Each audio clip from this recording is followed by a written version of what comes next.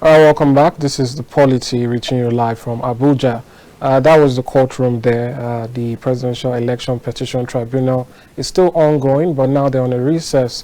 So we'll be taking some analysis on what has happened so far, the implications, what it could mean for more of the judgment to be read out today, and on the broader scale, the electoral process of the country. I have been joined now by Mr. Prince Kelvin Fineface. He is a life coach and a policy analyst. Welcome to the program. Good afternoon. My pleasure. It's good to have you. My pleasure. All right. I'm sure you've been following what's been going on. Yeah. So I'd like to get your thoughts generally before we delve into some specifics. A number of rulings have already been made on the path to the complete and final judgment. So I'd just like to get your thoughts. So far, what you've seen, what do you have to say? Well, for me, I'm actually not surprised of what we've had so far, in the sense that if you've been following the proceedings, you could see the precedence of cases, the case of APM, it was expected. But the surprising thing also is the fact that the Oyodiri of PDP took APC to court. And David Lyon lost his case because his deputy governor had some issues with his official name, and he was disqualified, and Oyodiri was made the governor. And so if the Supreme Court could get to that extent, to allow for such meddlesome interloper, using the words to give judgment, then something is absolutely wrong. But of course, it's a law. You know, the new Electoral Act. There's this ambiguity that it comes with. Whoever sits, at the ends of affairs decide how you interpret the law, depending on the interests of the parties involved. So we see how it turns out, but I'm not surprised, especially with the way the proceedings started. Why are we now having live broadcasts of, the judgments, when we should have had that from the beginning? Those are circumspect. I can also say from some subliminal messages that have been sent earlier, over the weekend, we heard one of the Supreme Court's retired Supreme Court justices, making comments that were, seem to be like giving insight. We've seen some presidential aides, also giving some insight on likelihood of what's going to be expected. In repetition management, we call that agenda setting. They've been setting agendas for people to look forward to. So they send those messages ahead of time. So when you now start seeing them, and the media picked it up. So all those, subliminal messages were continually played, broadcasted to different media, and what do you expect? So the people, automatically, the mindset is already prepared for the outcome, not expecting any miracle to take place, But there was little hope that the APM's case would have been able to, looking at the Oyodiri's situation, but it didn't happen that way. And from all of the readings that we're getting from the feelers, I think it's just a matter of time for us to get to know finally this is the situation. But one thing I must say is that I give it to Nigerians, especially Nigerians who believe that something good is possible and have faith in the judiciary. If the judiciary fail to give that hope as expected, then we'll find ourselves in a state of nature soon. All right. It's interesting when you bring that up. It is actually an issue with the Electoral Act. The reason Oyodiri was successful was at that time there was no Electoral Act. But that was 2000 and Electoral was in 2022 just here. No, that was amended. Amended, yes. Amended. Yes, it was a new. Sorry, pardon me. It was the amendment. So I'd like to get your thoughts. The argument as to why, because this issue was raised, I believe, in 2021 by journalists and so on, where they were seeking for legislators to argue on that point, that why should it be that only a party member should be able to, raise this issue, otherwise the court says it's you have no local standing and so on. And one of the reasons given was that the judiciary was already complaining that there were too many cases. What do you make of that argument as the reason why the legislators did not fight, the legislators, pardon me, did not fight to sort of tweak that so that it could be as it was with Oyodiri? I think politicians have a way to protect their interests. Ordinarily, when the Supreme Court says was meddlesome interloping, or that you do not have any business to interfere in another person's, a citizen of the country should be able to have interest in what goes on in the political party. As a citizen of a country, constitutionally provided. I must not be a member of PDP to look at injustice and seek redress. Now, commonsensically, so what are you doing in another person's house? Do we fold our hands and see a man beating his wife and say they are family business and it's just not our business? So where is the human right and where is the human justice or the moral burden, you know, the burden that comes with such situations? So I think the politicians basically had shot themselves in their foot, you know, in their feet rather, because they did not see beyond their personal interests. It would have been allowed for citizens to be able to question, to know why you are doing what you're doing. If you're not duly selected into a political position, if you're not, your plan was not done, somebody get to know that the person has rights, because it's you cannot take a faulty foundation to strengthen the entire nation. If somebody is nominated in the political party wrongly, the chances are you do wrong things also. So where's our moral burden? So the Supreme Court needs to be able to look at it beyond us, and I want to talk to the legislators to look at it beyond personal interests. Let's take away political parties' interests and look at nation-wide interests to be able to do what is required to be done. And I believe if we go by that, every citizen will probably by chance, by sheer luck, will know what's going wrong in a political party. Can go and approach the court to say, look, I noticed this. It's like saying if somebody is destroying public property, it's your life for the police people to come and take care of. Don't do anything about it. When you are in a position to stop them as a citizen of the country, you should not stop them, because it's not police work, is not your work. That's what the Supreme Court is actually saying now, which is not something that is good for nationwide building. Yeah, it's interesting too, because people have begun to speculate that now politicians will have to have undercover members in other parties, you know, just so that they can file those claims. Well, it's not out of place. You know, survival, once you find yourself in a situation where the system makes it difficult for you to follow due processes, you want to look for different means with which you can survive. Even without this claim, politicians always have their, you know, interest in different political parties. In some cases, some politicians even sponsor some political parties as a way to weaken the strength of their opposing political parties. I mean, we've seen that happening. Either they sponsor candidates or they sponsor the political party, register in the political parties, just in case, if I do not get tickets here, I'll be able to get tickets here. And you saw all of those things that happen. And that's why you notice that the likes of Ahmed and Godswill Akpabio are back in the Senate. You know, they contested as presidential candidates, and they're also senators.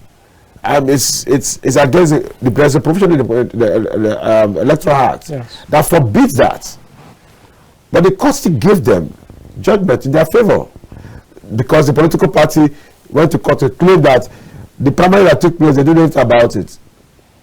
Nobody looked at the Electoral Act as amended. The Supreme Court acted blind to that effect because certain things had actually passed their hands, you know, which is very wrong. Such judgments affect the psyche of the common man and makes it difficult for people to want to follow due process. Let's talk now about some of the rulings or in the course of reading the judgment that we've seen for the Labour Party, and then maybe we'll get into other issues you raised about comments from retired judges and so on.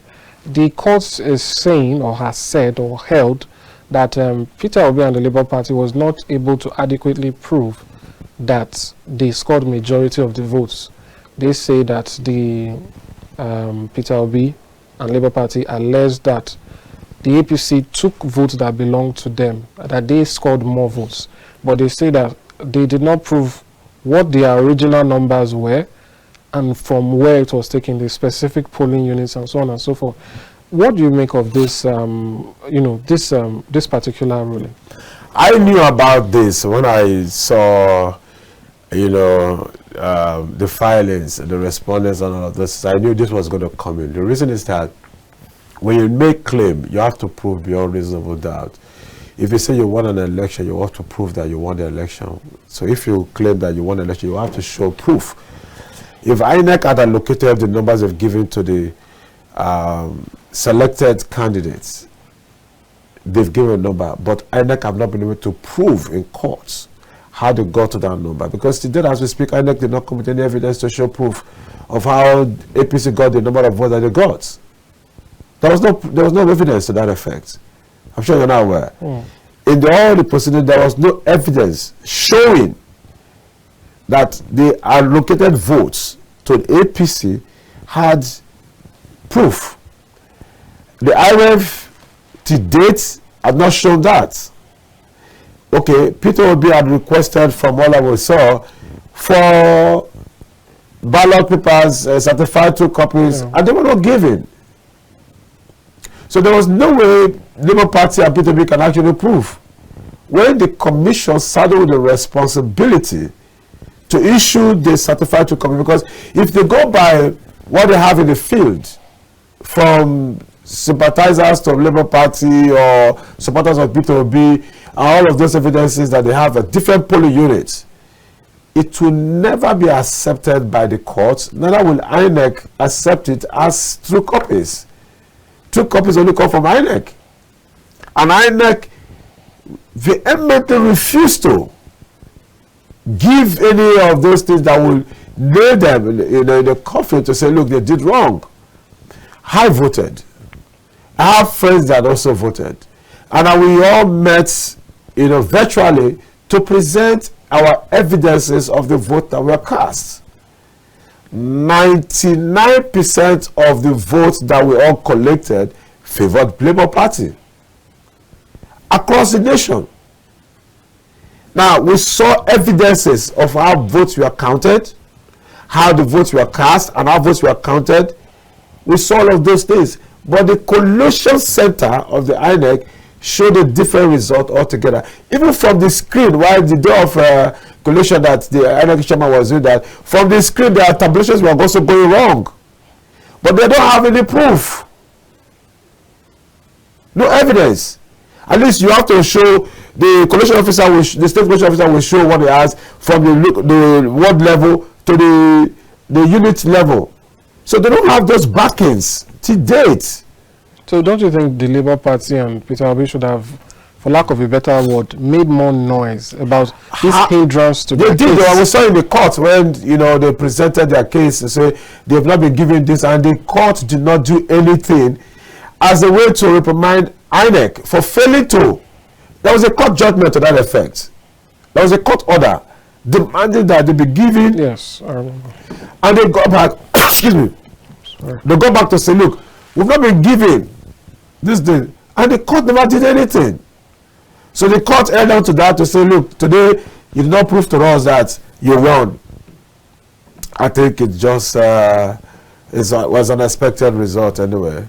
Those technicalities will come in because the justice is blind. So it's what you present before the court.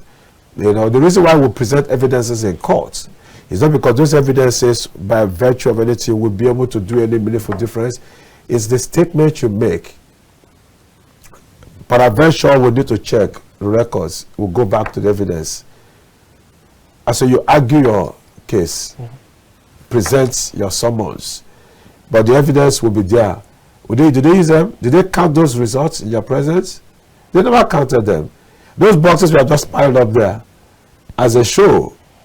None of those boxes, none, was counted in the proceedings.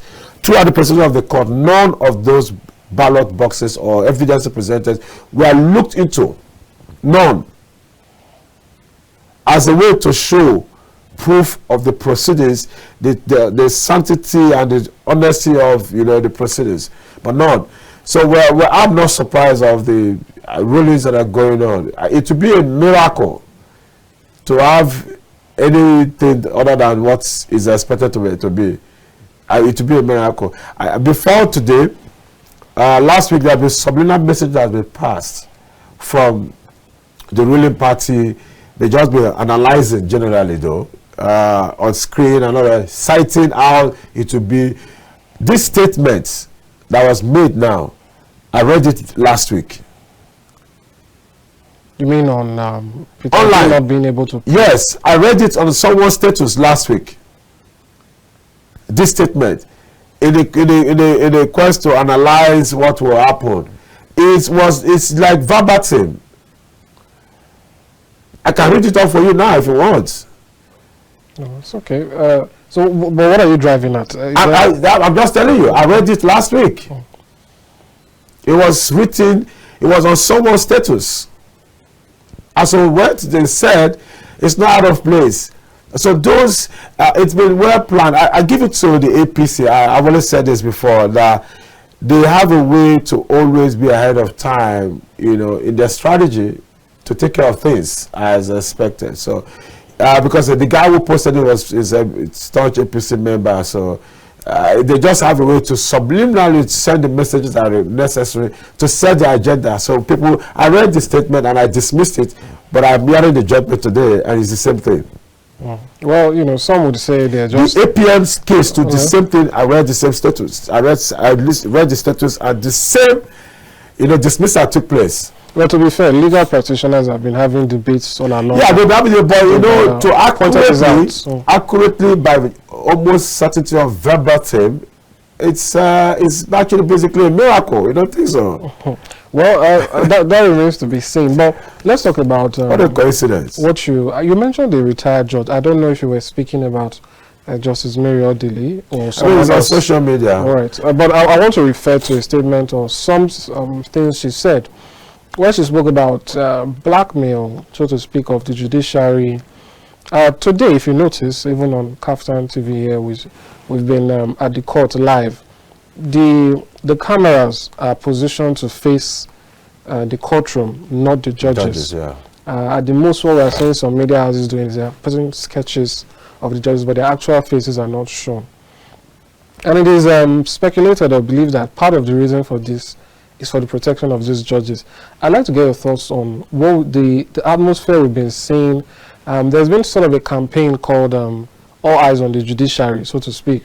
And for the most part, it is just people advocating for fairness, justice.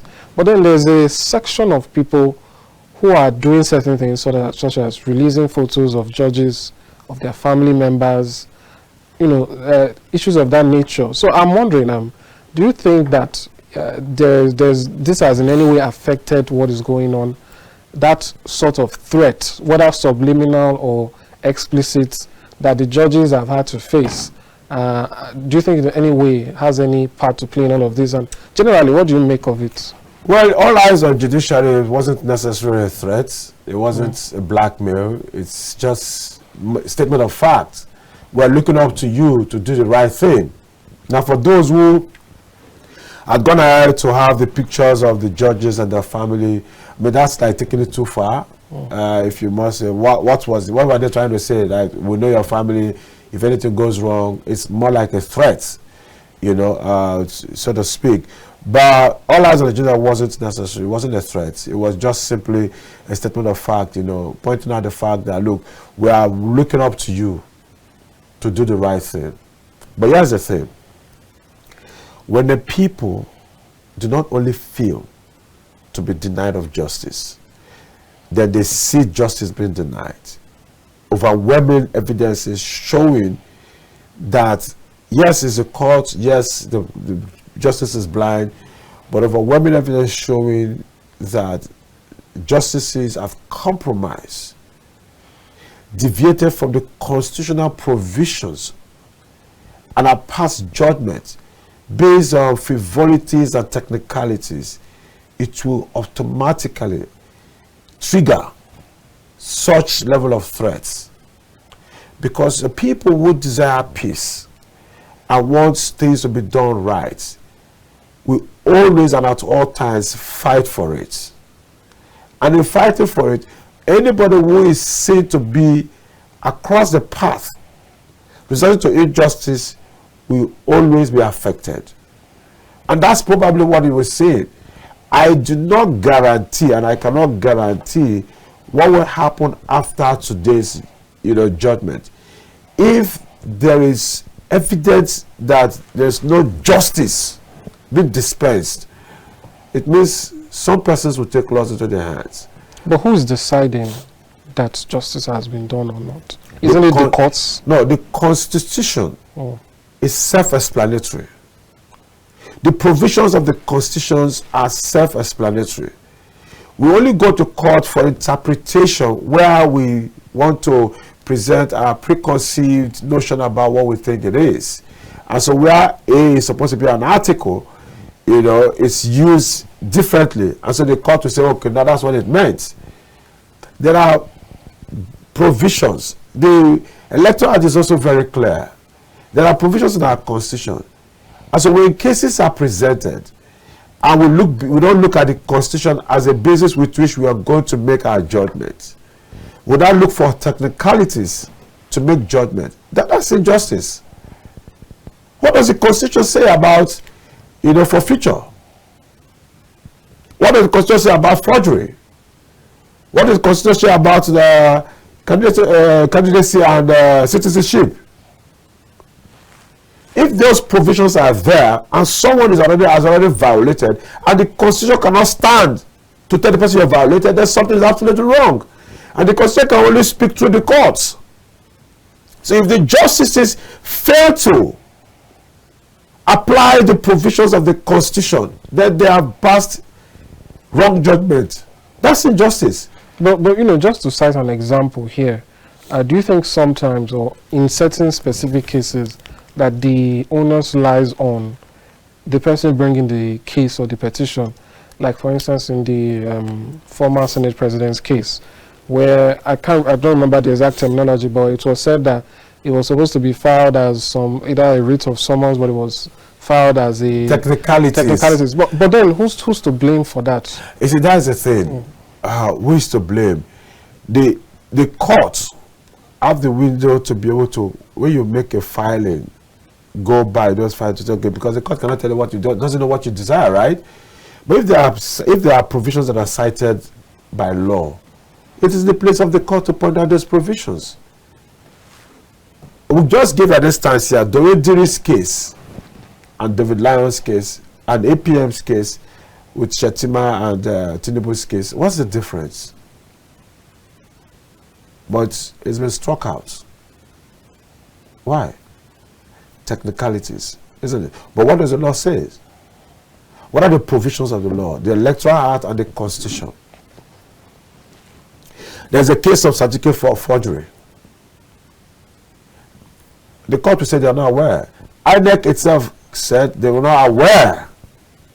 So there's no provision for INEC to do verification of certificates.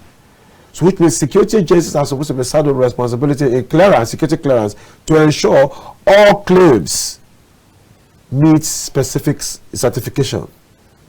So what was the report given? So who is taking responsibility for failing to do the needful?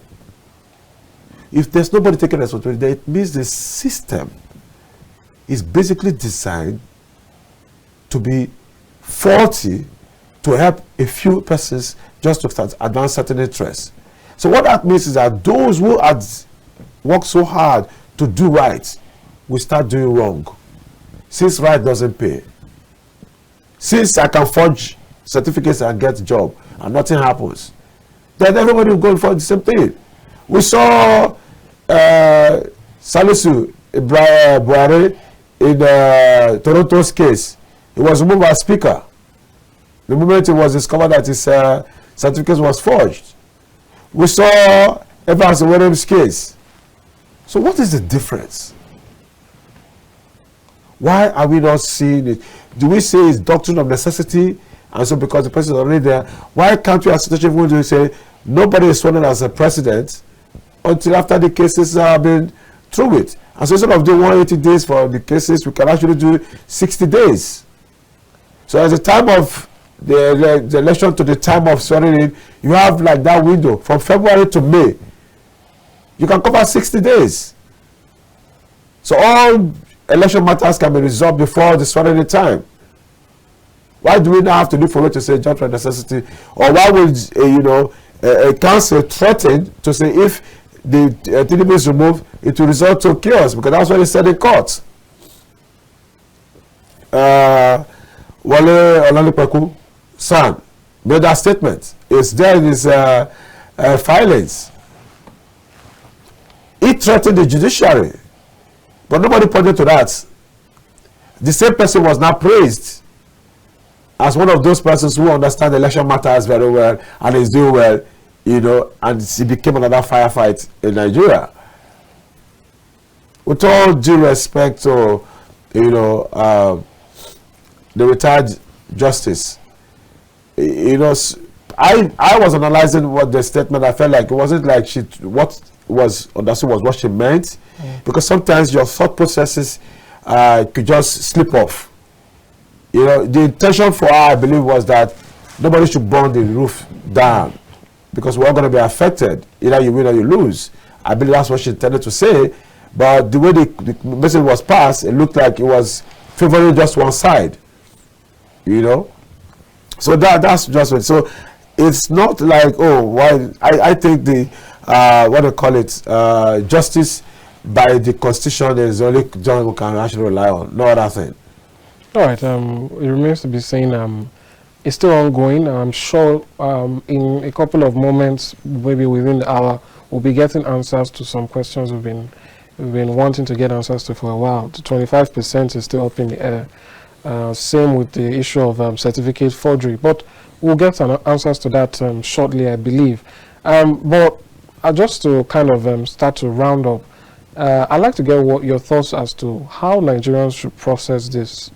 Like you said, what the judge could have been saying is that, you know, don't throw the baby with the bathwater.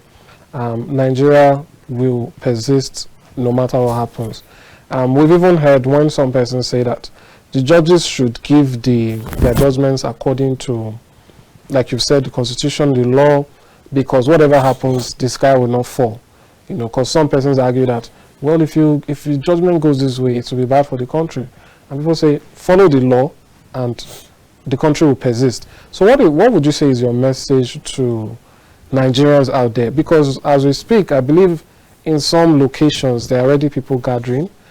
Some are pro this candidate, pro the other, and so on and so forth. So what is the message now that after this judgment, how do we move forward?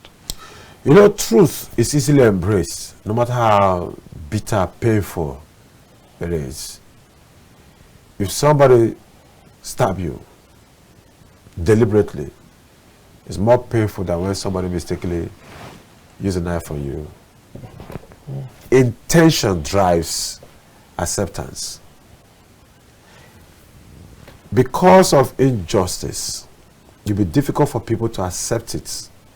But once it is done by justice, so irrespective of either way it goes, if it is justicably done, it will be easily embraced. Because they know it's the truth. There's no need to begin to fight, yes, or but if no, but if no. It is because it's the truth. If the government will allow the likes of Asari Dokubo to be drumming war songs in support of the selected candidates, to say if it goes that way, then there will be the place will be ungovernable, and government has not picked him up, then they speak so much about the intentions of the government and the relationship with the judiciary. Because I saw his boys drumming, and that's wrong. A non-state actor brandishing weapons just anyhow in defense, and nobody said anything. His action tells you the intentions of the government and the outcome of the judiciary. Nobody has threatened our common peace like Asad Zakwa has done. Nobody. Hopefully so. On television, live broadcasts, live broadcasts and all of that, nobody has done so. The only time I've seen that happen is probably when the Boko Haram people were trying to show to us that they have the girls, and they did that and nobody knows their whereabouts. But for this person, we knew this, the government knows his whereabouts, his boys are visibly seen everywhere, and is threatened. So if that's the case, there's a problem. Now here's another thing. If we go by the provisions of the law and the argument of the petitioner and the respondents, if we go by that alone, now the court cannot give you what you do not ask for, no doubt about it. And the court, even if the court knows what you desire, if you ask for something, you must also come to prove that you qualify for what you're asking for, or that what you're asking for is you deserve it. That's why you have to prove beyond reasonable doubt. Let's look at the cases that were presented. What is the merit of those cases? If INEC failed to give Labour Party and P2B access to certified true copies, what's the punishment for that? Shouldn't the court say because you failed to, it means what this guy is saying is true? Because if they are given access and he cannot prove beyond reasonable doubt that they won, then of course it stands. But since they do not give access, it also gives room, if P2B is lying, to say, oh, I said it, because if I'm not lying, then it would have been so. But because they did not give access, the court did not even punish them for it. There was a disobedience of a court order. And nothing was done to them. So we have that scenario. This other factor is the fact that INEC did not come to court to prove how they got 8.6 or so 7 million votes for the APC candidates. INEC never presented their evidence, because they are supposed to have shown us the units, polling unit votes, collation, ward level, local government level, states, before we get to the central collation center. But INEC never showed to us. All they said that they won. He had this vote, but no evidence to present. So why didn't the court say you did not show us evidence that he won? Why are you dismissing the other person who said I won? Did you see the double standard now? If the court said P2B could not prove, and Labour Party could not prove, and they showed proof that they won, did INEC show us proof that the election that they claimed to have been won, that it was really truly won? And then to watch it as evidence. Word of mouth only, but no evidence to back up their claims. Till date, as we speak, IRF is still not completed with the number of votes cast. As we speak, the records are still showing otherwise. And there were claims of glitch. There's no glitch. Glitch means you cannot transmit. But if you can, because I was there at the polling unit, they could not access the server. It was not, no access to it. First, they told us they don't have internet. We had to buy internet for them. Next, they don't have password. We made calls, the password came, so they could not access the server to upload results. What I got on my polling unit was not what I saw at the IRF.